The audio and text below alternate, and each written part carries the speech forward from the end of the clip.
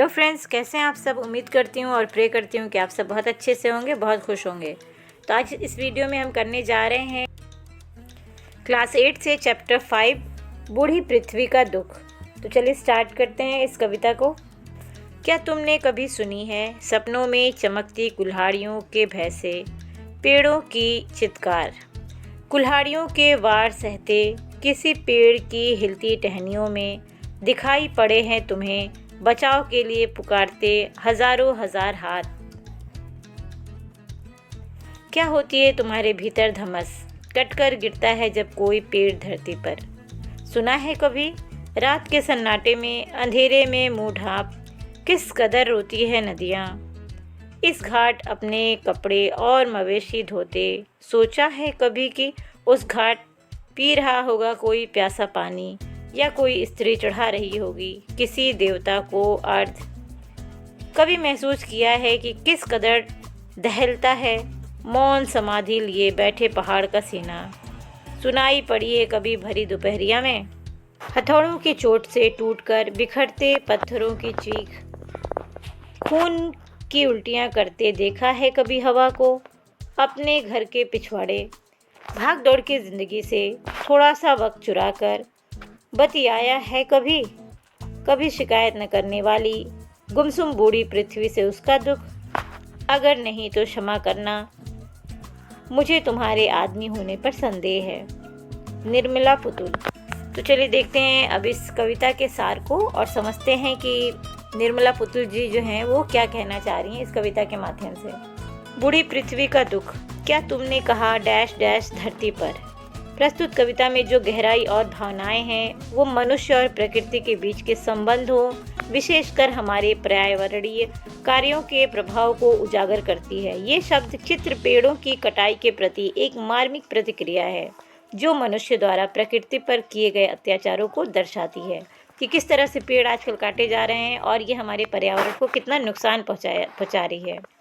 कवि संकेत करता है कि किस तरह हमारे क्रियाकलाप प्रकृति को आहत करते हैं, यहाँ तक कि ये घटनाएं हमारे सपनों में भी पीड़ा का कारण बनती हैं। ये विचार है कि पेड़ चित्कार कर सकते हैं, उन्हें एक प्रकार की जीवनी शक्ति प्रदान करता है जिससे हमें ये समझने में मदद मिलती है कि प्रकृति भी सुख दुख महसूस कर सकती है और इसके प्रति हमारी जिम्मेदारियां हैं। ये पंक्तियाँ मानव द्वारा प्रकृति पर किए गए अत्याचार को चित्रित करती है। इससे हमें उस पीड़ा का आभास होता है जो पेड़ों को महसूस होता होगा। ये मानवता के प्रति प्रकृति की एक मुक्त पुकार को दर्शाती है जिससे पेड़ अपनी रक्षा के लिए मदद मांग रहे हैं। कविता हमसे प्रश्न पूछती है कि क्या हमें उस विनाश का दर्द महसूस होता है जो हम प्रकृति को पहुंचाते हैं। ये हमें आत्ममंथन के लिए प्रेरित करती है, मतलब सोचने पे मजबूर करती है। क्या हम अपने कार्यों के परिणामों के प्रति सचेत हैं और क्या हम इसे रोकने के लिए कुछ कर रहे हैं। इस प्रकार ये कविता न सिर्फ प्रकृति के प्रति हमारे कार्यों की गंभीरता को उजागर करती है बल्कि हमें ये भी सोचने के लिए प्रेरित करती है कि हम इस धरती और उसके प्राणियों के साथ कैसा व्यवहार करते हैं। सुना है कभी डैश डैश से अर्थ। ये पंक्तियाँ गहरे भावनात्मक और पर्यावरणीय संदेशों को समेटे हुए है जो मानव और प्रकृति के बीच के जटिल संबंधों को उजागर करती है। जैसे ये एनवायरनमेंट है वो हम पे और हम कैसे इन पे डिपेंडेंट हैं। ये पंक्तियाँ नदियों को एक जीवंत प्राणी के रूप में प्रस्तुत करती है जो मनुष्य द्वारा किए गए दुर्व्यवहार के कारण दुखी है कि किस तरह हम अपने पर्यावरण को गंदा करते हैं, पेड़ों को काटते हैं, नदियों, तालाबों, पर्वतों, पहाड़ों को हम ख़त्म किए जा रहे हैं और वहाँ बड़ी बड़ी इमारतें खड़ी किए जा रहे हैं। ये उस तरफ संकेत करती है। रात का सन्नाटा और अंधेरा इस दुख की गहराई को और भी प्रभावशाली बना देते हैं जिसे शायद दिन के शोर शराबे में अनदेखा कर दिया जाता है।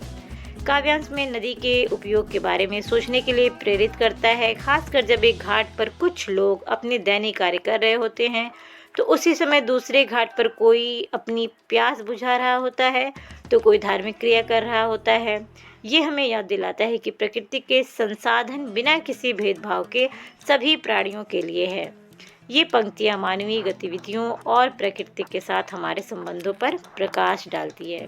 हमें प्रकृति के साथ अधिक सम्मानजनक और संवेदनशील तरीके से व्यवहार करने की याद दिलाती है। ये एक चेतावनी है कि हमें पर्यावरण के प्रति जिम्मेदार बनना चाहिए। ये एक आह्वान है कि हमें प्रकृति के प्रति अपने कर्तव्यों को पहचानना और उन्हें निभाना चाहिए। जैसे छोटे छोटे कामों से हम अपने इस कर्तव्यों को निभा सकते हैं। जैसे कोई पानी वेस्ट हो रहा है, जैसे पानी से अगर हमने सब्जियां धो ली तो उस पानी को हम ना फेंकें, हम पेड़ पौधों में डाल दें। जब हम मार्केट जाते हैं सब्जी लेने तो हम खाली हाथ चले जाते हैं, फिर बहुत सारे प्लास्टिक के बैग में हम सब्जियों को लेकर आते हैं। तो हम घर से अपने जूट के बैग या कपड़ों के बैग लेके जा सकते हैं जिसमें हम सब्जियों को ले आएँ। तो प्लास्टिक का कम यूज़ होगा, तो इससे भी हम अपने प्रकृति को, अपने पर्यावरण को बचा सकते हैं बिगड़ने से। आगे देखते हैं, कभी महसूस डैश डैश पिछवाड़े। कविता गहरे अर्थों से परिपूर्ण है जिसमें प्रकृति के दोहन और मानवीय हस्तक्षेप के प्रभाव का वर्णन है। यहाँ पहाड़ों, पत्थरों और हवा को जीवंत प्राणियों के रूप में चित्रित किया गया है जिन्हें मानव क्रियाओं के कारण पीड़ा और दर्द का सामना करना पड़ता है। कविता एक शांत और स्थिर पहाड़ की छवि प्रस्तुत करती है जिसका सीना मानवीय गतिविधियों से आंदोलित हो उठता है। यहाँ पहाड़ को एक समाधिस्थ योगी के रूप में देखा जा सकता है जिसकी गहन शांति को मनुष्य के स्वार्थ द्वारा बाधित किया जा रहा है। मतलब कि यहाँ पे पहाड़ को बताया गया कि जैसे कोई समाधि में मस्त योगी है और वो अपने आप को एक जगह स्थिर रह के योग में लगा हुआ है, लेकिन मनुष्य आते हैं और उनको डिस्टर्ब करते हैं, अपने स्वार्थ के लिए उनके योग को बाधित करते हैं। इस तरफ से संकेत करता है। इस अंश में पत्थरों को तोड़ने की क्रिया को एक हिंसक और दर्दनाक घटना के रूप में वर्णित किया गया है। पत्थरों का आर्तनाद उनके टूटने की वेदना को मानवीय भावनाओं के साथ जोड़ता है, जिससे पाठकों की गहराई से अनुभव होता है कि प्राकृतिक संसाधन का दोहन कितना हानिकारक हो सकता है। अगर हम प्राकृतिक संसाधनों का ऐसे ही दोहन करते रहे तो हमारे आने वाले पीढ़ियों के लिए उनका फ्यूचर हम क्या कर रहे हैं, अंधेरे में डालते हुए जा रहे हैं। कविता हवा के प्रदूषण को चित्रित करती है। खून की उल्टियाँ के माध्यम से प्रकृति के अस्तित्व संकट का वर्णन किया गया है। जैसे आजकल वायु प्रदूषण जिस हिसाब से बढ़ता जा रहा है वो बहुत ही हानिकारक है, बहुत ही खतरनाक है। कवि ये सुझाव देता है कि वायुमंडलीय प्रदूषण न केवल पर्यावरण के लिए हानिकारक है बल्कि ये जीवन की निर्मलता और पवित्रता को भी दूषित करता है। ये पंक्तियाँ प्रकृति के प्रति मानवीय क्रूरता को उजागर करती है और पाठकों को ये सोचने के लिए प्रेरित करती है कि हमारे कार्यों का पर्यावरण पर कितना गहरा प्रभाव पड़ता है। ये एक सजगता और संरक्षण के लिए एक आह्वान है ताकि हम प्रकृति के साथ अधिक संवेदनशील, जागरूक और सम्मानजनक ढंग से व्यवहार कर सकें। अब कोई चीज़ें हैं जो करना बहुत ज़रूरी है तो इसका अल्टरनेट हमें ढूंढना चाहिए। जैसे प्लास्टिक का यूज़ बढ़ता जा रहा है, एसी का यूज़ बढ़ता जा रहा है, फ्रिज का यूज़ बढ़ता जा रहा है, तो कम से कम हम अपने आसपास हरियाली बढ़ा सकते हैं, पेड़ पौधे लगा सकते हैं। इससे क्या होगा, पर्यावरण को नुकसान जो पहुंच रहा है वो कहीं ना कहीं से वो मेंटेन होता रहेगा। चलिए देखते हैं हम इस चैप्टर से शब्द अर्थ को। चित्कार मतलब चीख पुकार, धमस मतलब आघात, ढाप मतलब ढक्कर, मवेशी मतलब चरने वाला चौपाया, पशु, अर्ध मतलब पूजा के लिए जल आदि, दहलता मतलब डर से कांपता, मौन मतलब चुप, सीना मतलब वक्षस्थल और पिछवाड़ा मतलब पीछे की तरफ बैकयार्ड। अब देखते हैं इनके प्रश्नों को। पृथ्वी दुखी क्यों है? आंधी पानी से कवि का क्या आशय है? ऊंचा और मजबूत बने रहने के लिए वृक्ष किन अनुभव से गुजरता है? कुल्हाड़ियों से पैरों पर कौन वार करता है? क्यों पृथ्वी किससे कभी शिकायत नहीं करती? क्यों? आगे देखते हैं, कवित्री ने पृथ्वी को बूढ़ी क्यों कहा है? पेड़ों ने अपने होने का श्रेय किसको दिया? पेड़ के अनुसार उसे बनाए रखने वाले अन्य कौन कौन हैं? और इसमें चौथा है, पेड़ की बात सुनकर मिट्टी के मन में क्या विचार आए होंगे? लॉन्ग आंसर में देखते हैं, पेड़ ने कवि का ध्यान अपनी ओर क्यों खींचा? पेड़ ने झूठा श्रेय किसे और क्यों कहा? ऋतुओं के बदलने का पेड़ों पर क्या प्रभाव पड़ता है? कविता प्रथम कविता में पेड़ के उत्तर से उसके स्वभाव की कौन सी विशेषताएं पता चलती हैं? मनुष्य से उसके स्वभाव की तुलना कीजिए। अगला है पांचवा, नदियों के रोने से क्या अभिप्राय है? वे क्यों रोती होंगी? तो चलिए अब इनके उत्तरों को देख लेते हैं, फटाफट आगे बढ़ते हैं। पहला प्रश्न है, पृथ्वी दुखी क्यों है? तो इसमें लिखेंगे, पृथ्वी मानव के व्यवहार के कारण दुखी है।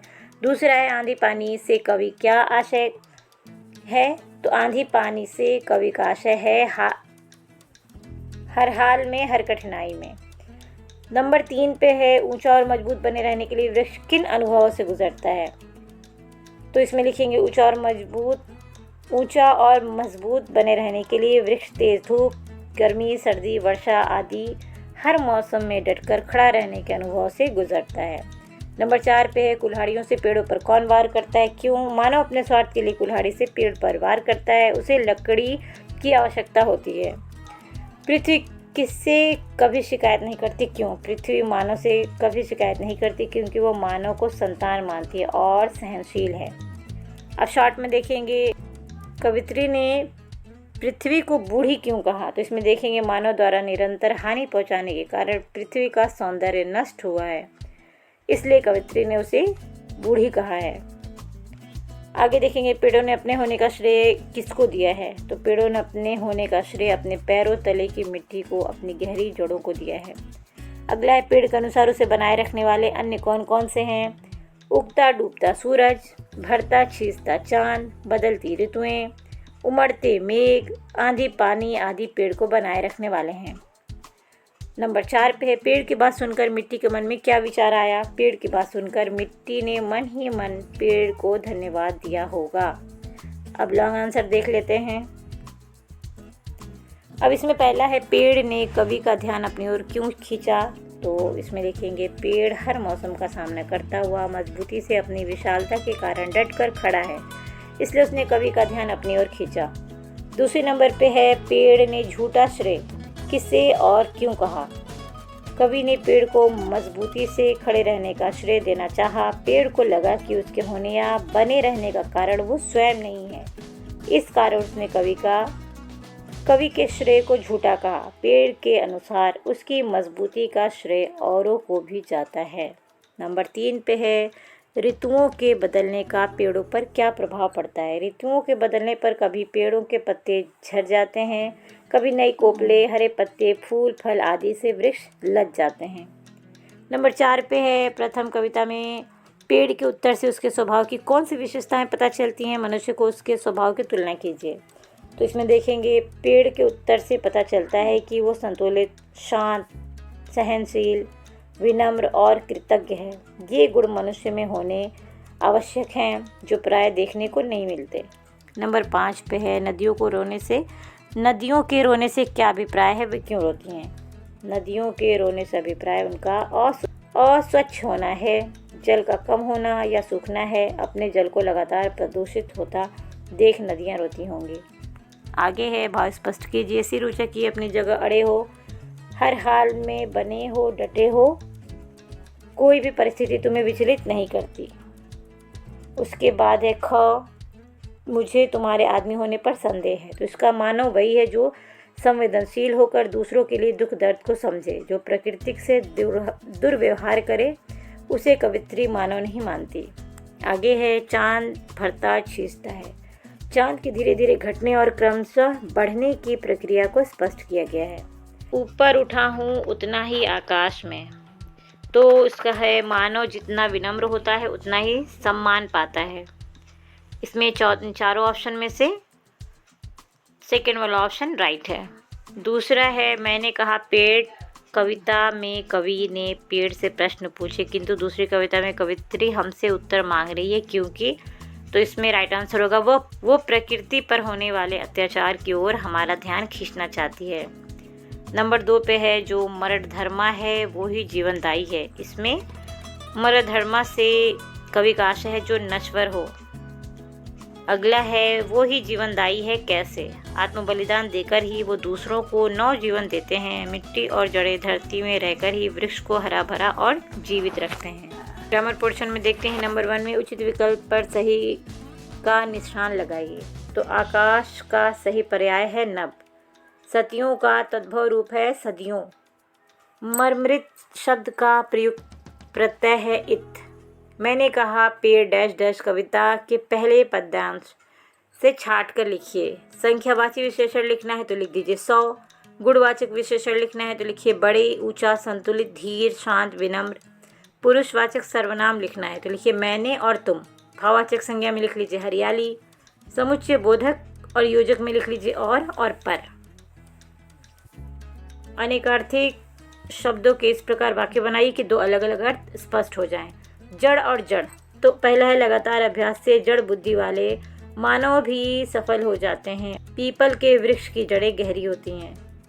ख में है पर, मोर के सुंदर पर सबको भाते हैं। और दूसरे पर का मतलब मेरी हवाई यात्रा करने की इच्छा थी पर मेरे पास इतने पैसे न थे। दूसरा है मत, गांधी जी का मत है कि सत्य में शक्ति है, किसी को व्यर्थ गाली मत दो। आगे देखते हैं, कविताओं में से दो दो तत्सम, तद्भव और देशज शब्द छाट कर लिखिए। तो तत्सम में लिखिए सतियों और मौन, तद्भव में लिख लीजिए घर और अंधेरे, देशज में लिख लीजिए छींचता और धमस। निम्नलिखित मुहावरों का अर्थपूर्ण वाक्यों में प्रयोग कीजिए। वक्त चुराना मतलब अपनी व्यस्त दिनचर्या से कुछ वक्त चुरा लूँ, आपसे ज़रूरी सलाह लेनी है। जी चुराना में काम से जी चुराना आलसियों की आदत होती है। मुंह आंखें चुराना, किराएदार मकान मालिक से आंखें चुराता है क्योंकि 2 महीने से किराया नहीं दिया था। अब आखिरी काम है ग्रामर पोर्शन से। निम्नलिखित शब्दों में उपसर्ग प्रत्यय लगाकर एक एक शब्द बनाइए। तो भय का हो जाएगा सभय, स्त्री का हो जाएगा स्त्रीत्व, घर का हो जाएगा घरेलू और खून का हो जाएगा नाखून, शिकायत का हो जाएगा शिकायती और पत्थर का हो जाएगा पथरीला। तो उम्मीद करती हूँ कि ये वीडियो आपके लिए हेल्पफुल होगी। अगर ये वीडियो आपके लिए हेल्पफुल है तो अपने दोस्तों के साथ शेयर करिए, इस वीडियो को लाइक करिए और मेरे चैनल को सब्सक्राइब करिए। मिलेंगे अगले वीडियो में अगले चैप्टर के साथ। तब तक के लिए पढ़ते रहिए, आगे बढ़ते रहिए। अलविदा।